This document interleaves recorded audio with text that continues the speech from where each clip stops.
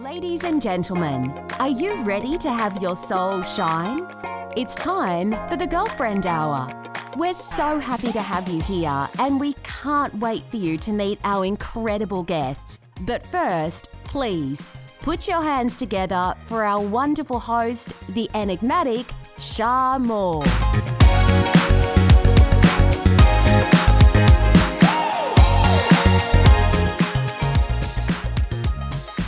Welcome to another episode of the Girlfriend Hour. I'm so honoured to have your time and attention for the next hour. The Girlfriend Hour is all about having real, raw and honest conversations. This is a no-filter view of the lives of everyday women doing some pretty amazing things.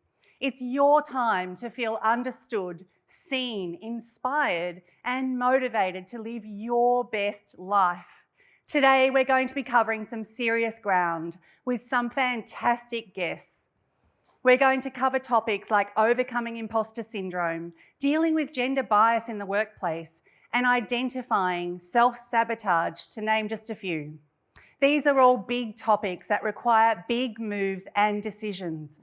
But there is something else I want to explore today. The small things, those tiny little changes and shifts that we can make over time that cause a ripple effect to a much greater outcome. It's called the aggregation of marginal gains.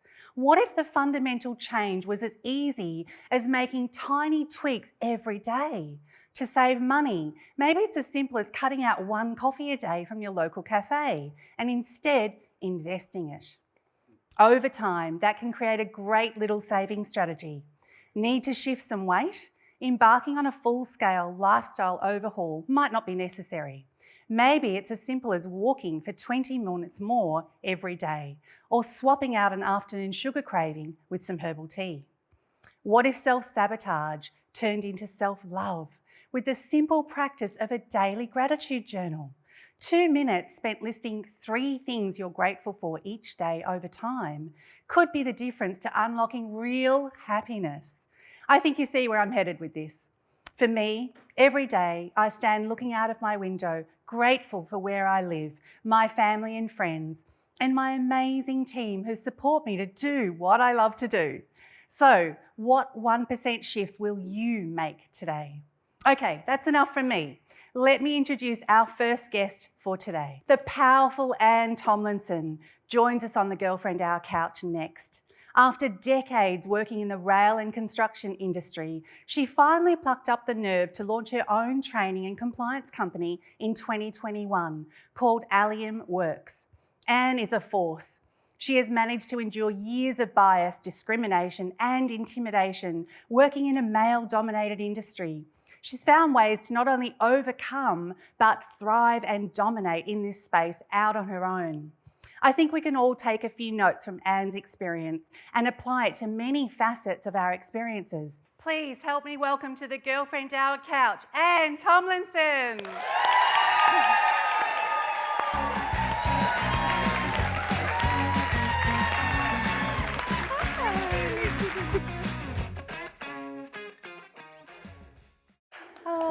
Hi, welcome. everybody. Hi. Thanks for joining us in my lounge room. Oh, thank you for inviting me.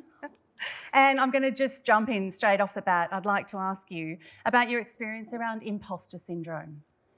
Yeah, I think sometime in our life we all go through imposter syndrome, but for me it was, being new to a country, an industry and a new organization, and you look around you and everybody's got about 20 years of experience on you. So you become very unkind to yourself because you're asking yourself these questions.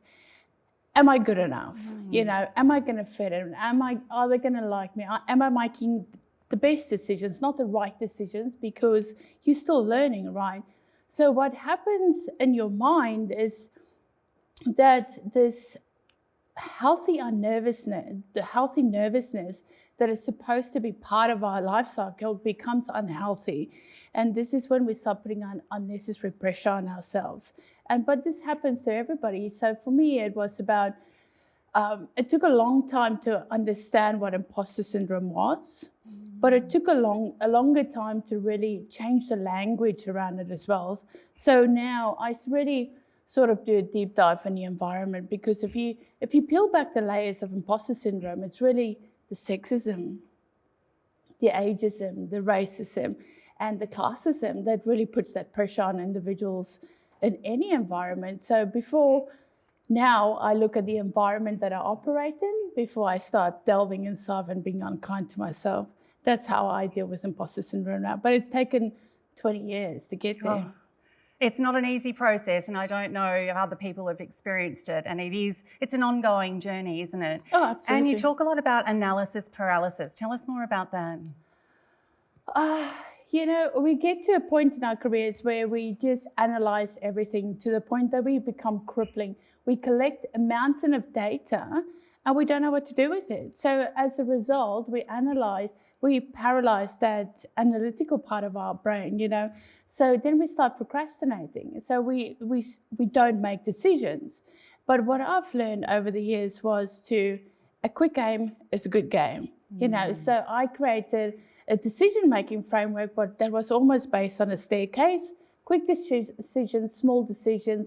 And what happens is that you build up this confidence and you build up this cadence of confidence as well, which leads to making decisions quicker. So we're not sitting there around for weeks making simple decisions. We get on with it. We fail fast, we get up, we reset, deploy, rinse and repeat. I love that. Everyone take note of what she just said. That is so powerful. And we spoke on another show around failing forward. And it's just so important. I don't believe there are any failures. I just believe there's a life full of lessons. And as long as we learn from them and don't do them again, you talk about some network of advisors around you. Tell us more about who they are and how important that is to your journey. Yeah, look, in any industry, it can become quite insular if you surround yourself with the same people all the time. So for me, diversifying was a key to the success of my business and personal growth as well. So as an example, by having mentors in the financial space, I learned to know my numbers in my business. I didn't know anything about numbers prior to that. But also working with business owners in the education space, we've set up a registered training organization as a result, and business is good because of that diversification and learning as well. You're in a very male-dominated industry. How have the men in the industry responded to your success? Look, you're always going to have the naysayers. Who cares? Nobody's got time for that, and type of thing. But can we put that on a cup? Ain't nobody got time for that. And overall, I think they have now become advocates for us as well. So I have people coming up to me all the time now saying, "Hey, I've been watching you for a couple of years. I just love what you're doing. How can we help?" Wow. So we've created this movement by default. So whether it's male or female, it doesn't matter. We definitely have a strong support network now. That's brilliant. And I love that you said that, because I think the societal labels that are placed on us over the years, the mumpreneur, the mum in business, the man, why? You're a human, you're doing something great, doesn't matter. And it doesn't. You're doing a great job in a male-dominated industry, but you're shifting that. What's one thing you do for yourself to help you feel empowered? Because in that environment, we had a talk earlier around, the languaging that's used in the construction. You're doing really well, by the way. She hasn't dropped any of those little words today so far. There's still time, Shar. There's still time. Yeah. There is still time.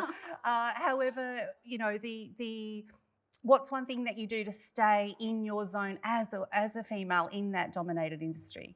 I just own my space and I create space for other women as well.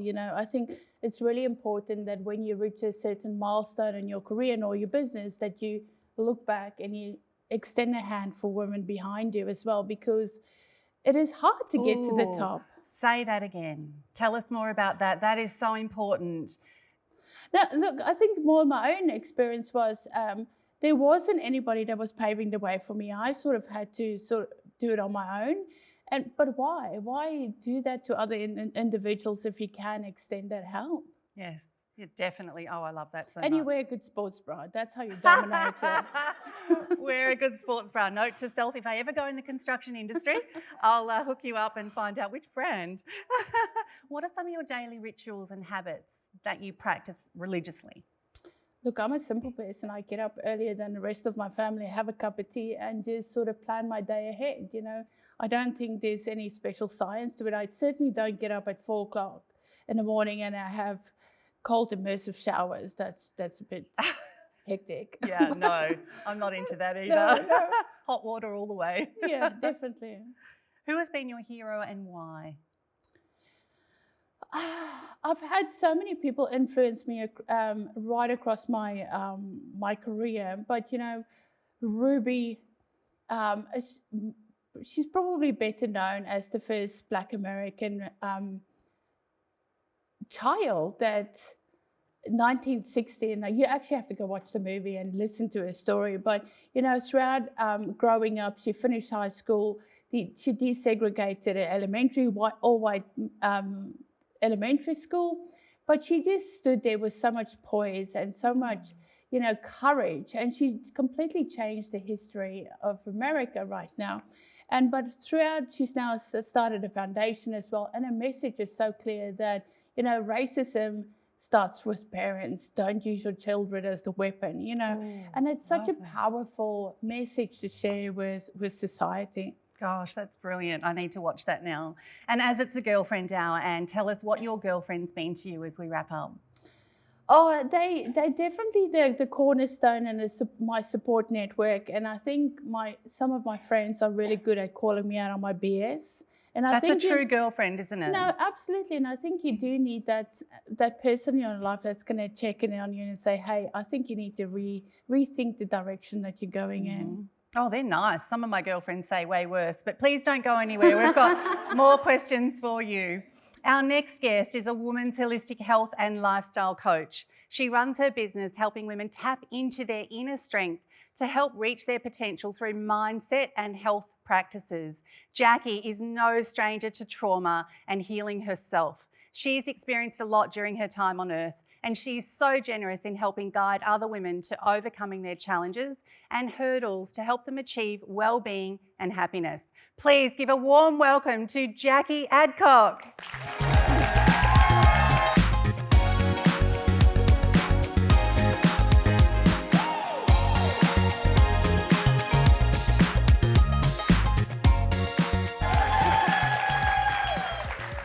Oh, you look divine. Oh, I feel it. I don't get dressed up very much.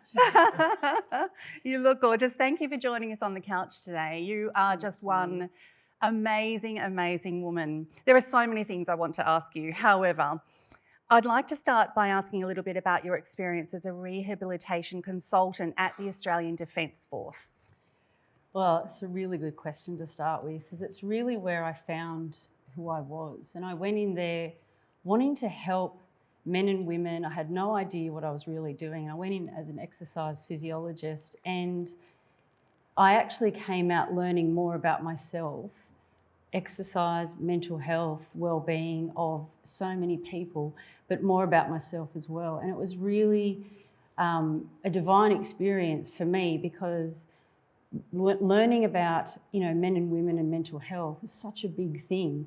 But until you're working in that space, I worked with trainees right up to high-ranking officers, and you realise that we're just all humans. So it was such a beautiful experience. Oh, how lovely. And Jacquie, I believe that's where you met your husband. Tell us about that. I what was did. life in the military like? Oh, life in as a military wife and military spouse was almost a really beautiful experience. Like I always believe, don't mix professional life with your work and or with love life.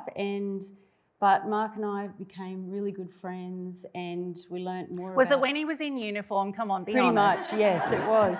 And I secretly had to say, my husband's out there somewhere just saying uniform. Yeah, exactly. And I worked with, uniform members every single day, but there was just something about Mark that I was like, oh, hello. Yeah. So, and then living as a military spouse, when we got together, we had this beautiful daughter, Laura, and I became an instant stepmom. And so I lived the career of a military wife, and also worked in that space. So that was really positive, but it also could be really, have a double-edged sword. Yes, So, yeah. I can imagine. And Jackie, you help women get that beautiful mind-body connection. Take us through what that is and why is it so important to have? It really is. I feel like when you have really good mindset and really good thought pattern, it's all really about good gut health. And, when you have a clean gut, you have clean thoughts, and you also can connect back into your emotional health. And, as you may know, or you hear that, your gut health is really important, and it also impacts on your thoughts. So your gut is your second brain, and the healthier that is, the more you can connect back into yourself and your emotional and spiritual health. So, gosh, yeah. It sounds like bliss when it actually comes together. Yeah. It's like, oh. Exactly. And most women or working mums now that I've moved towards working with is we don't take enough time to really think about ourselves. So I always say to them, how is your nutrition? How is your gut health? How do you feel? What do you say to yourself? Because it's all interconnected. Oh, yes, that inner little critic that we have. Yes. Oh, hello. Yeah. Yes, she can be not so very nice. And the last few years have been really tough on a lot of people. So what do you think some of the challenges that are facing women today? Oh, it's a really good question. I think we're, as women and mums working, we're trying to balance all the plates. We're trying to spin them all. We've got enough doing here, running kids, doing that, career time. And I feel that working with women, one of the biggest challenges is giving back to yourself, giving back time to yourself. And one of the questions that I ask my clients are, where do you schedule time? And they're like, yeah, What's that? Even 5 minutes. 5 minutes, get up half an hour earlier and give yourself that cup of tea. Well, my children wake up.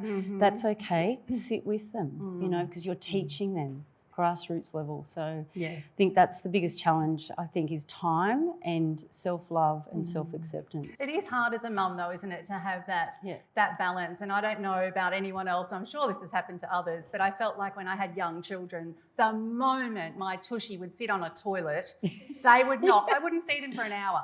Yeah. The second I would sit down, Mum. Yeah, Is exactly. it linked or something? Is there like this energetic sort of, oh, she's pushing? Yep. What's up with that? Even locking the door. I know, that Take means your phone nothing. in. Yeah. The slider, look underneath the crack. I'm like, privacy, please. Yeah. In recent years, there's been a focus of the concept of 1% shifts. What are your thoughts around this? Yeah, I love that. And it's something that I have really focused on myself, is just giving yourself that 1%, doing 1% better every single day. Do you come back into yourself? Do you take 5 minutes to breathe when you're feeling frustrated or feeling angry? What do you do? I take myself out, count to 5, and then come back in to centre. I make sure that I talk to myself positively. I make sure that I, do some stretches. I make sure that I get my morning routine done. But it's that 1% better every single day adds up to 365%. I love that so much. That is brilliant. And you've had some challenging times in your life. Tell us a little bit about that and how they've shaped you. Yeah, that's right. And I think for me, one of the most challenging times, and I've had many, but one of the the biggest one for me was recovering from postnatal depression and really not understanding what it was, yet I worked in mental health. And that ashamed feeling of, oh my goodness, I was running like a hamster in a wheel, didn't understand this would affect me. I was raising my stepdaughter, new baby, never slept, not much support. I had support around me, but it was my thoughts running myself into the ground. But who I became from that was the person that I kept looking back and thinking, wow, you went through that. Your husband was deployed, but you still got through it. You did have beautiful support around you, but who did I become? I became the woman that had strength, the woman that had hope, that I could get through this, and really looked at what I was doing and then flipped that around. So talking about support, Jackie, it's the girlfriend hour. Tell us about your girlfriends and what they mean to you. That my girlfriends mean everything to me. You can be in, probably the lowest point of your lives, or you think you are, and all you need to do is to reach out to them, or they may reach out to you. One of my dearest friends, Melissa, who we've known each other for over 28 years, we know each other, you know, inside and out. So when you were both two. When we were both two. And I sat there and thought, wow, this beautiful girl has been with me for many years, and it's just about that connection and openness and holding each other, holding space for each other. But I'm so glad to be surrounded by some beautiful women in the crowd here. Lexi and Joe, thank you for supporting me. And it's just, we're all in this together. We are. We are. Absolutely. Don't go anywhere. We're going to have a D&M. Give them a round of applause.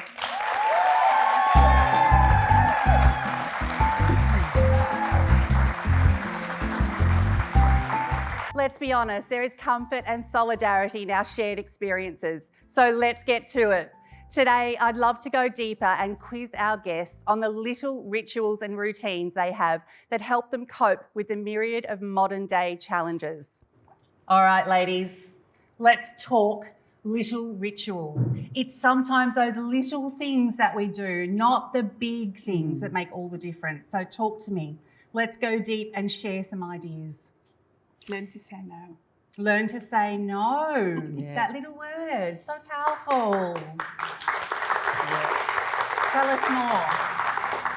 I think when you start building your career, you have the tendency just to say yes, yes, yes, and you take on stuff that you probably shouldn't and put yourself under so much undue pressure. And over the last couple of years, especially since becoming a business owner, I've become really good at saying no. My husband will attest to it too. I love that. Yeah. Jackie? I agree. It's more about, for me, is really protecting your energy. And I know I was a person that used to give away so much, and I think, agree, really protecting your energy, protecting your boundaries, and coming back into self, knowing who you are and not worrying about what other people think. Easier said than done. But when you feel confident and you believe in yourself, it's just to not allow that external pressure to come inside.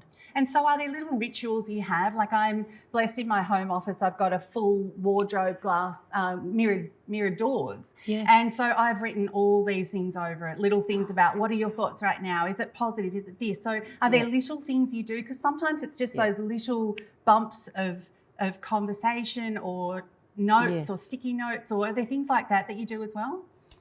Probably having a bit of a gratitude diary as well. I don't write in it every day. I have to say I forget most of the time, but I do daily say thank you, and I do have gratitude for the stuff that's happening in my life, and also for the contribution my family has in my life as well. And something just as simple as saying thank you can have such a profound impact on somebody else. Yeah, so true. So true. What about you? For me, I am the queen of sticky Post-it notes. I learnt as a young girl to write also on the mirror, you know, and Post-it notes. And I say that to my clients. So I'm like, I need to do that myself, and I do it. So it's on the fridge, it's in the bathroom, it's in the kids' room. And I now just say to myself, right, okay, come back. Right, I'm having a moment, I'm in the kitchen, I can do this. I'm amazing, I'm powerful, I've got this. And so my kids are seeing it as well as a good reminder for myself. Definitely. Yep. And there's little rituals I think we all have in life and business, and I've been a stickler for this, and my team have used a lot of systems like Asana and all these other ones, and they're amazing, and I still use pen and paper and sticky notes, and we won't tell Kylie, who's looking at me through the curtain, because I still love it, and I still they're little things that matter to me, because then I can get the green highlighter out and I get to tick it off green when something's sold or filled or done, and it just feels good. But it's the little things, and as long as you find something that works for you, that's all that matters, right? It's not about what works for everyone else, and your way may not suit me and vice versa. So I just think as long as you can find the things that work for you and don't overthink them, and just go with the flow. We used to have a saying with our other publication, YMAG, just do you. That's the most important thing, is just do you. So please give a beautiful thank you to these ladies, Ann Tomlinson, Jacquie Adcock, for being on the show today.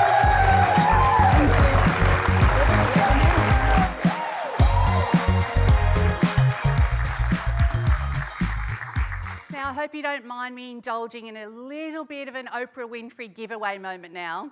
Okay, so I can't promise you're all going to get a set of car keys hidden under your seats. We're not quite there yet, but I am excited to invite an audience member down to take a spin of our garden wheel. You spin to win. What's not to love about that? All right. Who's up for a spin in my flower garden? Who's giving me all the vibes? Mrs. Hot Pink, come on down. Yes. Yay! Give her a round of applause.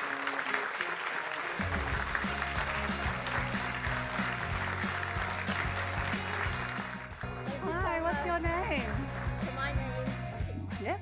my name's Pushpa. Oh, nice to meet you, Thank you Pushpa. so much. Pleasure. Now, Pushpa, did you bring a girlfriend with you today? Yes, I did. Oh, I have a what's beautiful her friend with name? me. Her name's Mary. Mary, come on down. Yes. Give her a round of applause.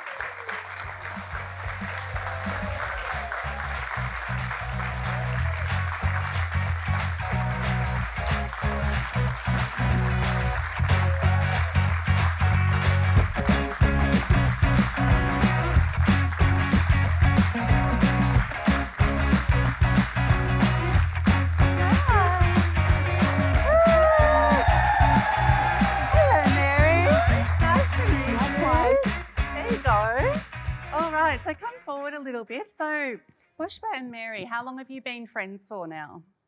A little while. A little Yes. while, like a week, Uh, 10 years, 100? Probably about 5 years, but we've got more closer recently because Yeah. we're working in business together. Are you? So what do you do?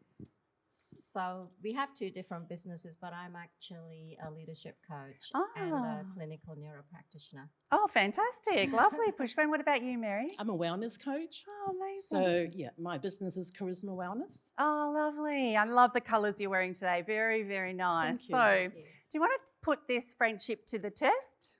Let's see how well they know each other. Yeah, you up for that? Yes. All Sure right. thing. Pop your mics down for a moment. I'm going to ask you to stand back to back, Thank you. to back, and I'm going to ask you a few questions. So stand back to back so you can't see each other. There you go. All right. So, Mary, you're going to be answering questions that I'm going to ask Pushpa, okay? All right. So what is Pushpa's middle name?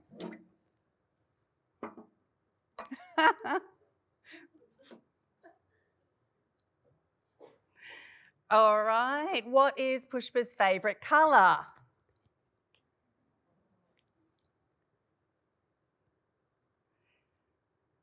When is Pushpa's birthday? Pushpa, you write them down as well.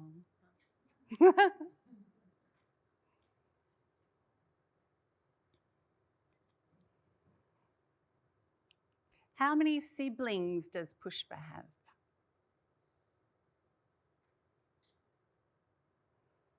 Is she an early bird or a night owl?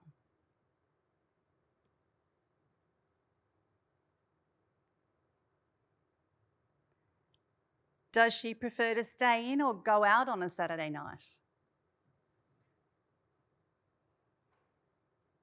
All right, let's turn around, grab your microphones, and let's see how well you did, Mary. I don't think I'd know some of these things about my friends, but I'm not playing, so. All right, so first answer, Mary, what did you get? It's her middle name. Pass. Pass.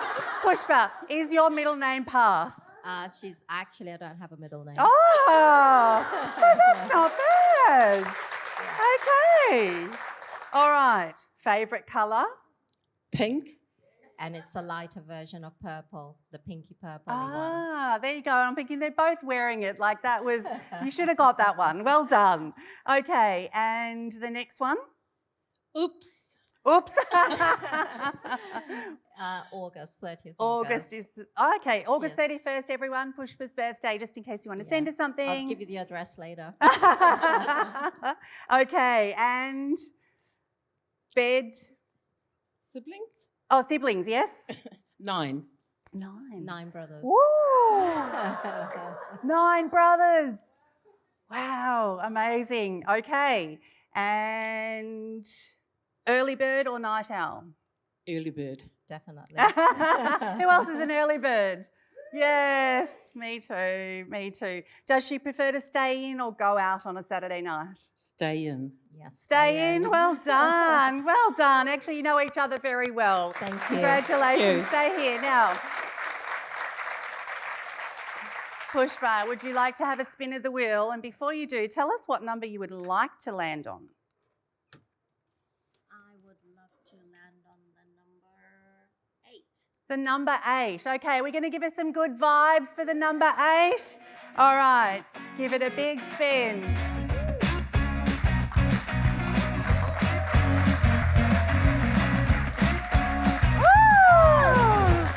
All right, do you want to give it one more if you want to land on 8? Go for it. Let's give her another spin. Big spin.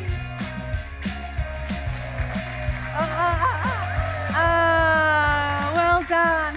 You have won from our major sponsor, Be Styled for Life, an online style session and gift from Be Styled for Life. Yay, congratulations.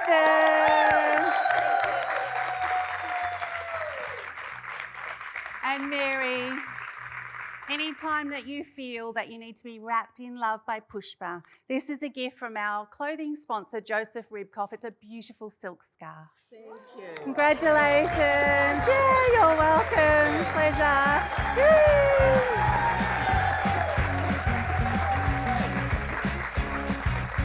And we'll be back right after this. It's never too late to become a cover girl. We're looking for incredible women to be profiled in our upcoming issue of Feminessence magazine. Share your story with an international audience, unlock new opportunities, inspire a new network of supporters. It's time to back yourself. We can't wait to hear about the magic that is you. Visit feminessence.com.au to find out more. Come on, what are you waiting for? Carpe diem, girlfriend. I want to welcome a very special guest to the Girlfriend Hour couch. He's an incredible human with a huge amount of knowledge on all things wellness and ageing. A speaker, an author, a super successful podcast creator, and wellness mentor. It is the incredible Marcus Pearce. Marcus is going to share with us his tips and insights into longevity, both in life and business. Girlfriends, let's give him a warm welcome to Marcus Pearce.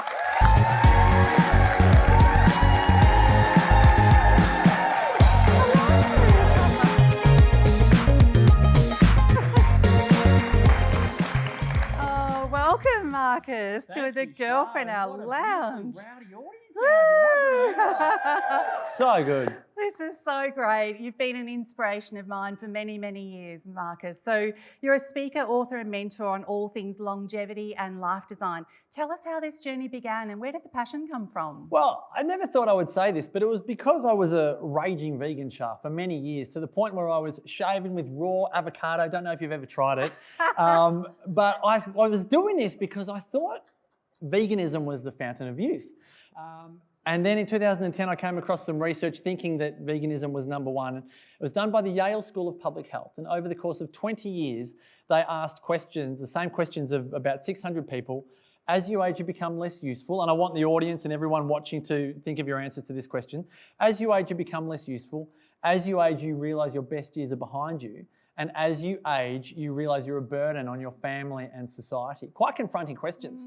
And what this study found was that the people that had a disempowered view of ageing, of the future, died 7.5 years earlier than those that had an empowered view of ageing. I want everyone to let that sink in, because here I was shaving with avocado, thinking that was going to make me live to 100, exercising like a maniac, doing everything, meditating, green juicing, all of the things.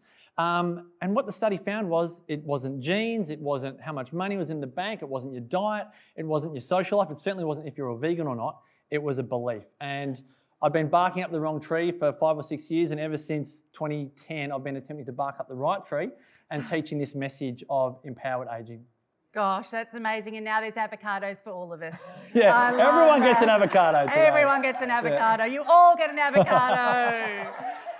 You've got an amazing podcast called 100 Not Out. Tell us about that and who do you have on that show?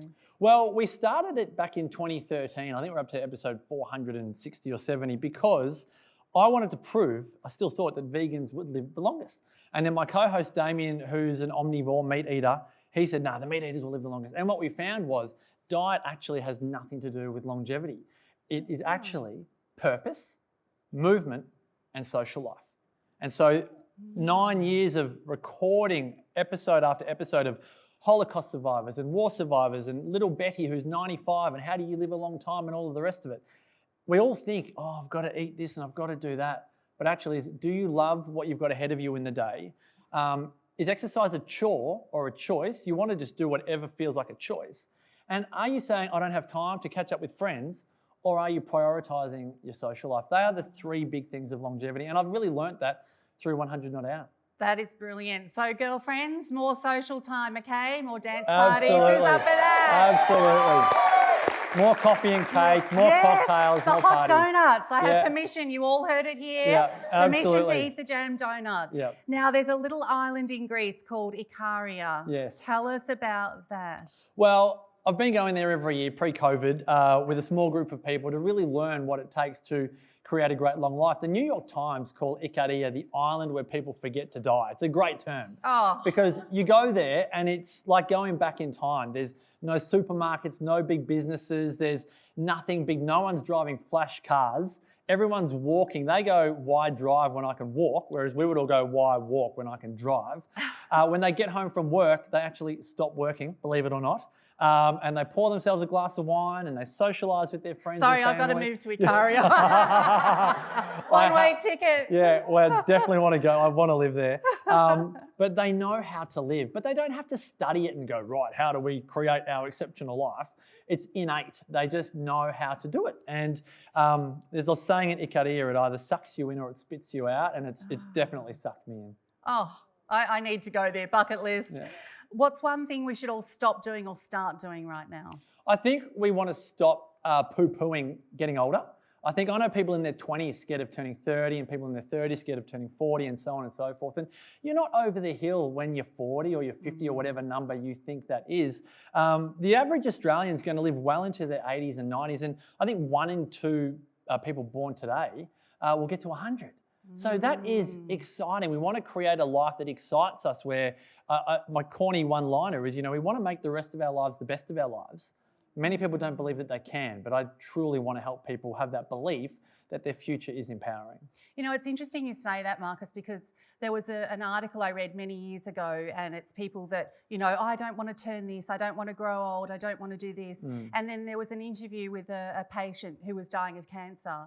And all the things that we wish won't happen, she was saying, I wish I could celebrate one more birthday. I wish I could celebrate watching my kids graduate or get married, all the things that she didn't have the opportunity to do. So we do all need to be grateful and live this life to the absolute fullest, wouldn't you agree? Absolutely. And if you're ever getting a bit precious about your own life, just learn from a war survivor or a cancer, someone that's got a terminal illness. Like give yourself what I call just the gratitude of contrast by recognising there are people in your life that are just doing it so tough and they would love your problems. Absolutely. Love your problems. First world problems, like stickers on the bottom of the shoe when you walk out on set. Like that's a first world. Why do we overthink this stuff? And we really do. And so your Wellness Couch podcast network, that was phenomenal. Tell us about that. It's just like I tell my dad, it's like a big radio station, Dad, of just all things health and wellness topics. And so it's a bit like a Google for health and wellness and personal growth where I think we've had about 12 million downloads since 2011,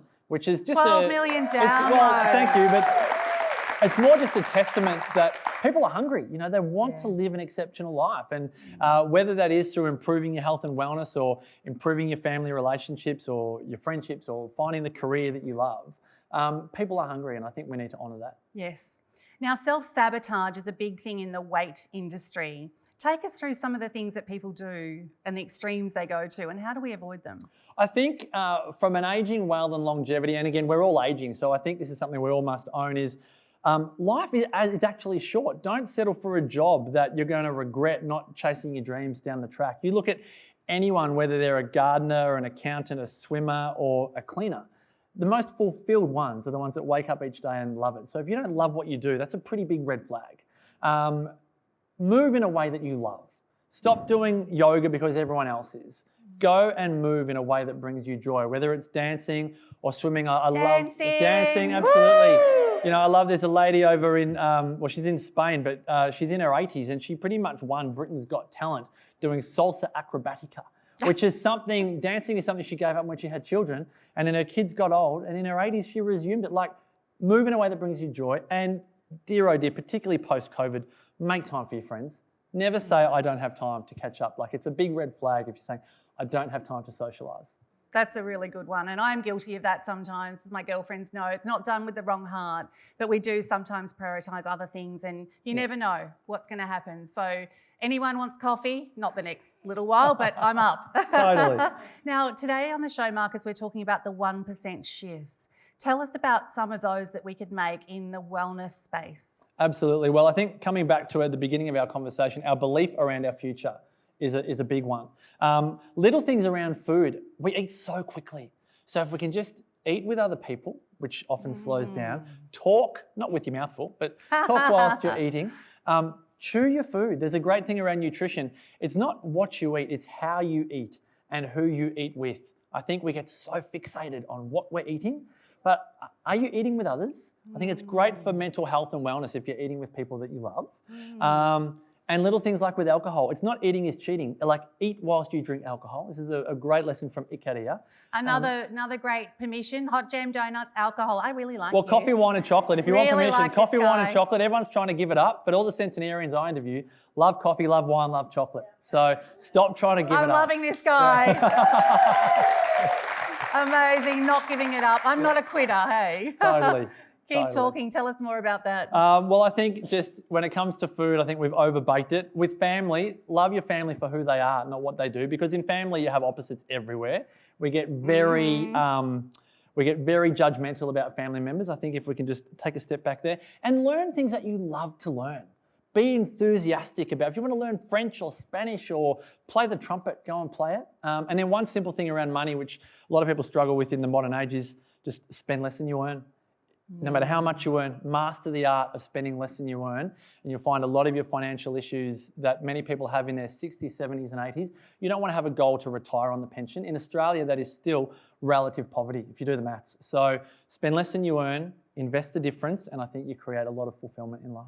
That's a really good point, actually, because money creates a lot of stress, and then stress eating happens because we feel bad, and then it's that vicious cycle, isn't it, that we go around and round. And so what advice could you give people around some goal setting that's realistic? Because sometimes the plan of really strict goals doesn't work because we can't stick to it. And then something will happen, oh, well, it didn't work, and they fall off the wagon, so to speak. So what's some tips you can give everyone? I think making goals, like you said, about unrealistic, that's number one. Make something that you actually believe that you can do. Don't set a goal. I don't know, I remember when I was in my 20s earning $50,000 a year, and then I'd go, next year I'm going to earn $1 million because everyone was earning $1 million. So, you know, as we would be led to believe. And I think set a goal that empowers you, but you believe that day by day you can go out and make a positive step towards it. I think we're addicted to setting unrealistic goals, and hence we have so much depression. And again, when we come to goals and our emotions, I always like to remind people, anxiety is something that you can only feel towards the future, and guilt is something you can only feel about the past. So living in the present moment is about being able to focus on what do you want right now. If you're anxious about something, a lot of the time it can be because you do have an unrealistic expectation on the future. The goal is too big. And if you're feeling guilty about something from the past, maybe you had unrealistic expectations about how something should have played out. So, and again, you travel to these longevity cultures and they don't even need to say this. They just do it innately. And so there's some of my observations around goal setting. There's some great tips in there. I hope everyone was taking notes. And as we wrap up today, tell us about your amazing book. Oh, you're very kind, Shar. Well, it's really a summary of over 200 interviews with centenarians, health professionals, business success stories and icons of humanity. And it really comes down to longevity and quality of life, because we mentioned, you know, do what you love and move well and socialise. But to have great quality of life, you do want to eat well with others, great family relationships. You don't want awkward Christmas days and awkward birthdays. Learning what you love to learn, spending less than you earn, but then having a great spiritual fulfillment about the world and your life. So the book is in those parts of longevity and quality of life, and is a summary or a blueprint, if you will, of how many of our aging mentors have lived their life. That's brilliant. I can't wait to get a copy. That's fantastic. Now, we've got a fun section we'd like to take with you. Sure. It's called Time Out.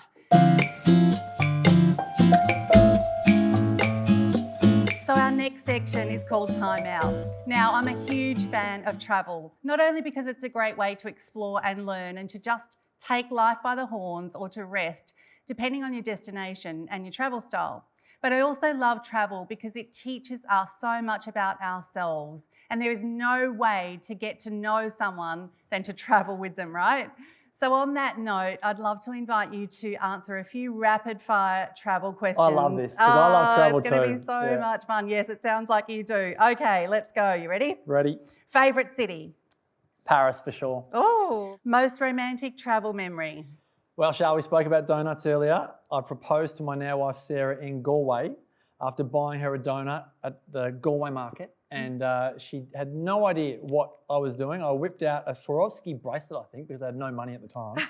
And on an empty stomach with a hot jam donut, I said, "Will you marry me?" And the squeal is one of the most ear-piercing memories I ever have in my life. And I have 4 children, but that is one of the most romantic, beautiful memories I have of travelling. See, it's all linked to the jam donut. It's all about the donut. I'm telling you, people, we need to have some girlfriend hour donuts, just saying. Best shopping? I still say the Champs-Elysees, Oh. but that's just because it's a beautiful long strip and you can do it. This is all pre-children. At your own pace. They cramp our style, Yeah, well, they should definitely cramp your shopping style at your own pace. Yeah. Okay, favourite airport? Oh, shivers. Are there any? I'm going to sound very parochial here and say Gold Coast Airport. Oh! Because it's so easy. And I have a lot of great experiences there, and it's not a big, hectic city. I sound like a country boy now, but everything happens Hey, simply. I'm a country girl, I get it. Easy, in, out, fly, gone, done. Yeah. Most memorable mid-air moment that you can share? Well, this is just a little bit cliche, but we took the kids over to Europe in 2018, and just, I think my now 9-year-old didn't watch one movie in completion. He just watched one movie about 28 times with the first 30 minutes. And it was one of the most frustrating experiences that it's scarred in my brain. He wanted a new movie, but the same movie, and we just played that game over and over again. I For 22 hours. 24 hours, Yeah. oh no, love it. Which country has the friendliest people?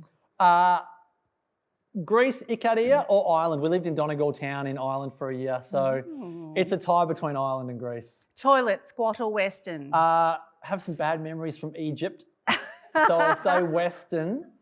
Bidet or no bidet? Still like a bidet though. Yeah, I like a bidet. I'm a bidet girl Yeah, I growing like a up in bidet. Asia from time to time. I love Yeah. it. What's the worst piece of travel advice you've ever been given? Well, people that say don't travel.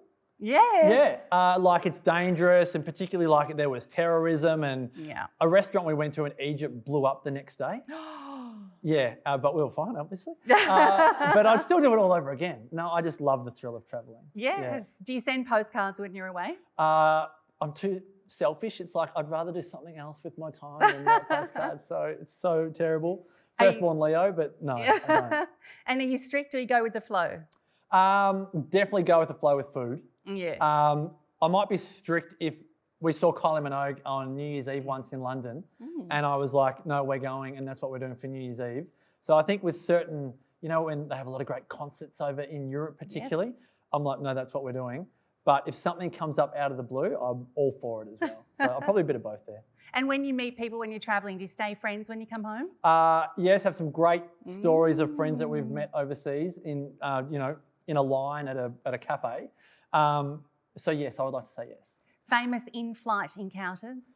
I feel like there's been a few, but I love my AFL. So I've seen a few AFL footballers going on their end of season trips. Hollywood. Saw Claudia Schiffer in a 2006 World Cup. I think, flight. Trying to think. No, that might be it. And travel bucket lists that you haven't ticked off? I'd love to go to Sardinia. We were due to go. So Sardinia is another blue zone in this longevity. National Geographic have 5 blue zones. Sardinia in Italy is one of them. Was due to go there in 2020, but COVID cancelled it. So definitely want to go. Still to got Sardinia. your booking at the restaurant. Oh, totally. Yep. And best meal ever. Oh, we got into, where did Romeo and Juliet meet? In Italy. Gee whiz, the town escapes me. Verona. Fair Verona. Got to Verona, hadn't eaten all day, had a fight with Sarah trying to get to the accommodation. It was dark at night, and stumbled across a local family restaurant that only did like one type of pizza. Oh, yes. And you would never find it in Lonely Planet or whatever it was. And it was just the biggest come to Jesus moment. Sarah and I were like, the fight was worth it and the trouble was worth it just for this restaurant. So, that is brilliant. Marcus, we could talk to you all day. Thank you so Likewise. much. Please give it Thanks, up for Shar. Marcus Pearce. Amazing. Thank you so much. Thanks, Shar. All right. And everyone in the audience today is going home with Marcus Pearce's book, Your Exceptional Life. Well done.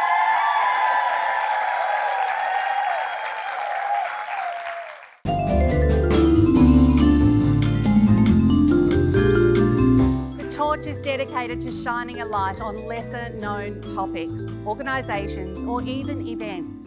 There are so many incredible people in our community doing wondrous things and providing a voice for those that may be marginalised or in need of extra care and attention. And the Girlfriend Hour is all about helping support and raise awareness of these initiatives.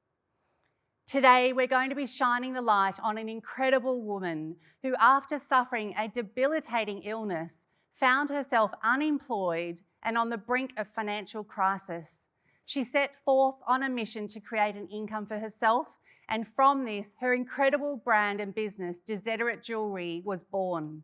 There are so many different rare diseases out there, and by sharing more of these stories, we build awareness and hope.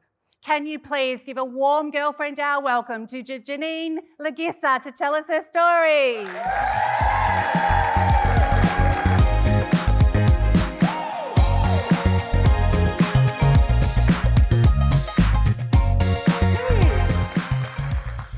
Gosh, what a woman, what a story. Yes, well, we've all got a story, haven't we? We do, but yours is really unique and you've gone through so much. Please tell us a little bit about your journey, Janine. Well, Desiderate started when I became really unwell. So I was basically bald, okay, so all I was left with was a ring of hair on the top. Like, think the opposite to male pattern baldness, like not a good look, like really not a good look at all. I could barely see and I was really unwell. I was diagnosed with lupus, SLE, and a lot of people don't know what that is, but it's when your immune system is overactive and rather than target bacteria or diseases, it targets your own organs. And mine was actually at the brink trying to shut down every organ in my body.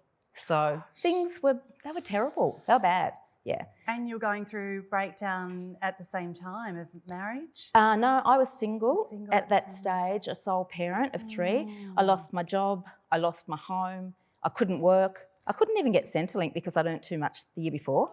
So it was, oh man, it was a nightmare. And so I started selling my own jewellery. And lucky enough, back then, I had designer clothes, I had things, I sold my own belongings. And a good friend of mine had a house that he used as an office. And I'll tell you what, if his family hadn't have said, look, have this, I would have been on the streets. And it's such a rare condition, Janine. Do you know many people globally that are suffering from this? Well, I do, and I've made some really good friends through having the illness. It's not so rare, it's just that people are unaware of it. So there's about 5 million people in the world, but then I guess in the world, that's fairly rare. Most people don't understand what it is because there's many different types of lupus. So let's say most people say, oh, I know somebody, she's got lupus, she gets a rash. And you might get a rash if it's affecting your skin at that time, but it also might affect your brain. Or there was a situation when I spent 3 months in hospital and I was told I'd never walk again because it was affecting my spine. Well, you did really well walking out today. You're amazing. And look how great you look now. Thank you. But isn't that the other thing? It's an invisible illness. So I've got the hair and the makeup and I'm feeling fabulous. They did a great job. But I don't always look like this. But it's not visible. And so people don't see that there's an issue. But anyway, what it did do is it meant that I built my business because I'd sold my own jewellery, and then I thought, well, I may as well make my own. I love sparkly, pretty things. So yeah, got onto designing jewellery, getting the stone sourced, getting it set, and now we've got a really successful business with a team of about 10 to 12. Oh. And yeah, it's fabulous. And I'm supporting people all over the world who are making the jewellery for me, and that's been really special through COVID too. And I've formed friendships with other people in business with lupus. How bizarre is that? Oh, isn't that a wonderful connection and bond? That's just beautiful. Thank you. Now, take us back to when things weren't good, your health wasn't good, financially you're on the brink, you couldn't even get government support. It doesn't matter whether you're a mother or a father, you've got 3 mouths to feed, plus your own. What were some of the strategies and mindsets you used to get yourself through to the stage that you've got such a thriving business? Your jewellery is gorgeous. Thank you. You may not leave with all the rings on your hand, just saying if they're my size. But take us through that journey, what you did. Well, like I said, it was really, really terrible. I really had no option but to sell my own belongings. I couldn't do anything. I mean, I was having chemo because my body was closing down, and the only option was to try and close down my immune system. I get all worked up even thinking back to those days. It was terrible. But my strategy is always you just do your best and you keep on going. And you just do what you have to. And I think we all do that as humans, don't we? You know, you either give up or you just get on with it. And so there were days where I was in bed with a bucket and a laptop, Oh, you know. gotta have the balance. Yeah. Oh my Yeah, gosh. a bit like wine and chocolate, but you know, only different. Yes. Yeah. And how can we support awareness around this condition, because it's not well known? So the torch is all about shining the light on exactly things like this. What can we all do? Well, that is a great question. My company, Desiderate, actually donates a percentage of our profits, every month to Lupus Australia. Lupus Australia used to be called Lupus New South Wales. They've now combined as one entity, and I encourage everybody to donate. They put the money towards research, but they also education and also support. Without them, when I was first diagnosed, because I didn't know what it was, I had no idea what was going on. And the people at Lupus Australia really helped me so much. So we need to have more research and more awareness. With illnesses where there's more awareness, there's more research and more funding. So my daughter also has lupus, SLE. Yeah, and that's, you feel guilty, you know, because it's like, oh, she got it from me. It's not catchy, but it's genetic. And it's not genetic as in everybody gets it. It's a bit like cancer in that way, you know, it sort of runs in families. And so I worry that my grandchildren will have it. And yeah, so donate to Lupus New South Wales or Lupus Australia. And Janine, I think that's lovely. And it's something that the more we know about it, which is why we have this segment, the more people can be involved and be more aware. And it is the Girlfriend Hour. So tell us what your girlfriends have meant to you through those difficult times as we wrap up. Oh, look, the friends, particularly, actually not only particularly in the beginning, the whole time through, I've relied on friends for everything, from helping me when I was homeless, with buying my secondhand stuff that they probably didn't need, but knew that I needed the money, with dropping meals around to me at different times, looking after my family when I'm in and out of hospital. Without my friends, without my girlfriends, I just wouldn't have got through. Yeah, it's so important, isn't it? Janine, thank you so much for being on our show today. Thank you. Give her a warm applause. You're amazing. Well, that is all we have time for today, girlfriends. Time flies when you're having fun, hey? I just find these conversations so enriching and so refreshing, and I hope you do too. Have you thought about what little micro changes you can start practicing in your own life? I hope our stories today and advice from our wonderful guests have inspired action and given you the confidence to really move towards the best version of you. Thank you to Joseph Ribkoff for styling me, Be Styled for Life, our major sponsor Feminiscence magazine, and our brilliant production crew for making our show possible. And if you're loving the show so far, please make sure you tag a friend on our Facebook page, The Girlfriend Hour TV, and share the love.